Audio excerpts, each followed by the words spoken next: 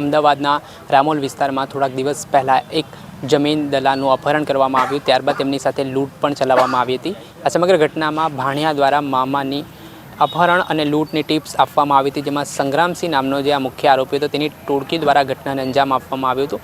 આ મામલે આ જે ઘટના સ્થળ છે કે જૂના કબીર મંદિર પાસેનું આ સ્થળ અવાવરૂ જગ્યા છે, જંગલ જેવો વિસ્તાર છે, ત્યાં રેંકી કરીને 9 તારીખની આસપાસ આ જે વ્યક્તિ છે અજયસિંહ રાજપૂત, તેઓ અહીંયાથી પસાર થઈ રહ્યા હતા। તે દરમિયાન એક ઇનોવા કારમાં આરોપીઓ આવ્યા હતા અને તેમની કાર અટકાવીને તેમને જબરજસ્તી બેસાડીને લઈ ગયા હતા અને ધાકધમકી આપીને 52 લાખ રૂપિયા જેટલી રકમ પણ પડાવી હતી।